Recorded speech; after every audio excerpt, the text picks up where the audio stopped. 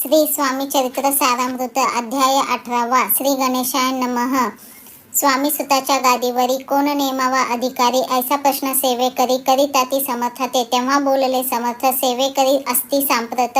परी एकही मजला त्यात योग्य कोणी दिसेना जेव्हा येईल आमुच्या मानसी त्या समय मोर पाखरासी अधिकारी नेमू गादीसी चिंता तुम्ही न करावी मोर पाखरा समर्थ म्हणती वेळोवेळा रात्रंदिन तोची चाळा मोठमोठ्याने ओरडती आमची पाराची वीट जतन करावी नीट वारंवार म्हणती समर्थ काकूबाई लागोनी लपवून ठेविले विटेसी ती दिली पाहिजे आम्हासी याचा अर्थ कवनासी स्पष्ट काही कळेना असो स्वामी सुताचा भ्राता कोकणात राहत होता स्वामी सुत मृत्यू पावता वर्तमान कळले त्या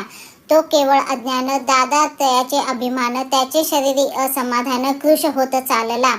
काकूबाईने तयासी आणविले आपणापासी एके दिवशी समर्थासी दादा प्रती दाखविले समर्थ बोलले बाईसी 4 वेळा जेवू घाल यासी आरोग्य होईल बाळासी चिंता मानसी करू नको त्याप्रमाणे बाई करिता दादासी झाली आरोग्यता समर्थांची कृपा होता रोग कोठे राहील केज गाव मोगलाईत तेथे नानासाहेब भक्त त्यांनी बांधिला श्रींचा मठ द्रव्य बहुत खर्चिले श्रीची आज्ञा घेऊन सत्य पादुका स्थापाव्या मठात या कारणे अक्कलकोटी येत दर्शन घेत समर्थांचे ते म्हणती काकूबाईसी पादुका स्थापन करायासी तुम्ही पाठवा दादासी समागमे आमुच्या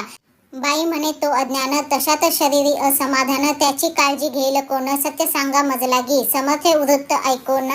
म्हणती द्यावे पाठवून बाळ आहे जरी अज्ञा तरी सांभाळू तयासी समर्थ पुनश्च बाईसी बोलले त्यात तुमचे काय गेले आम्हासी दिसेल जे भले तेच आम्ही करू की शेवटी मंडळी सांगती दादासी पाठविले केजे प्रती पादुक्या स्थापन झाल्यावरती दादा आला परतोनी पुढे सेवे करा सांगती त्यासी मुंबईस पाठविती ब्रह्मचार्यांसी आज्ञा करीती यासी स्थापा गादीवरी दादासी करुणी गोसावी मुंबईची गादी चालवावी स्वामी सुताची यास द्यावी कफनी झोळी निशान ब्रह्मचारी दादासी उपदेशिती दिवस निशी गोसावी होऊन गादीसी चालवावे आपण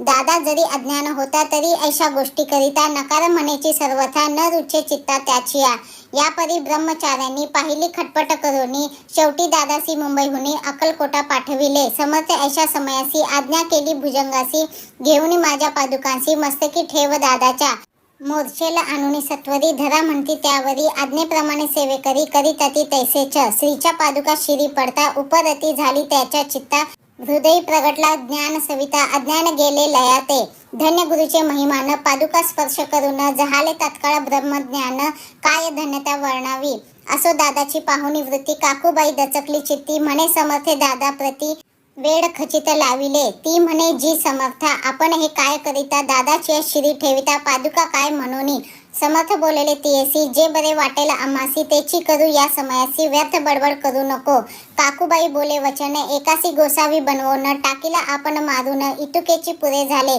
ऐकून ऐशा वचनाला समर्थांची क्रोध आला घाला म्हणती बाईला खोड्या माझी सत्वर काकूबाईने आकांत करुणी मांडीला अनर्थ नाना अपशब्द बोलत भाळ पिटिती स्वहस्ते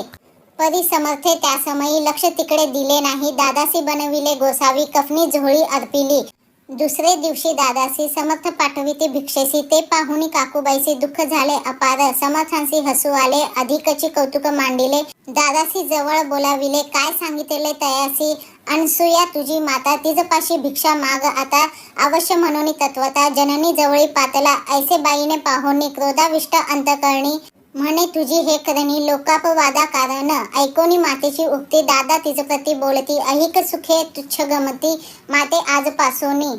पुत्राचे ऐकून वचन उदास झाले तिचे मन असो दादा गोसावी होऊन स्वामी भजनी रंगले काही दिवस झाल्यावरी मग आले मुंबापुरी स्वामी सुताच्या गादीवरी बसवणी संस्था चालविली इति श्री स्वामी चरित्र सारामृत नाना प्राकृत कथा समत सदा प्रेमळ परिसोत अष्टदशोध्याय गोडहा श्रीरस्तु शुभम भवतु।